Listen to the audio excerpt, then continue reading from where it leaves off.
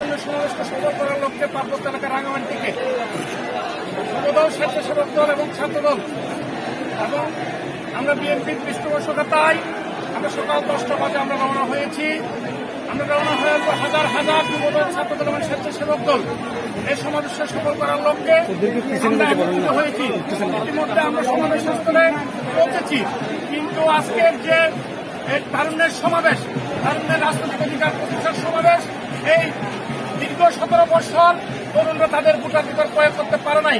দীর্ঘ 17 বৎসর তরুণরা তাদের ন্যায্য অধিকার থেকে বঞ্চিত হয়েছে। আজকের এই সমাবেশ থেকে আমরা সরকারের উদ্দেশ্যে বলতে চাই, যারা তারুণ্যকে হাইজ্যাক করতে চাই, তারুণ্যের যারা তারুণ্যকে হাইজ্যাক করতে চায় এবং তারুণ্যকে যারা রাজনীতি করতে চায়, তাদের উদ্দেশ্যে বলতে চাই, তরুণ সমাজ বিএনপি এবং বিএনপির সাথে আছে, তরুণ সমাজ বাংলাদেশ জাতীয়তাবাদী দলের সাথে আছে, দেশনেত্রী বেগম খালেদা জিয়ার সাথে আছে, তরুণ সমাজ তারেক রহমানের সাথে আছে। স্পষ্ট বার্তা আমাদের অতি অল্প সময়ের মধ্যে তরুণদের যে আকাঙ্ক্ষা, দীর্ঘ 17 বছর যে ভোট প্রয়োগ করতে পারে নাই, সে আকাঙ্ক্ষা পূরণ করার জন্য সরকারের প্রতি উদাত্ত আহ্বান জানাচ্ছি। এটা সরকারকে বুঝে নিতে হবে।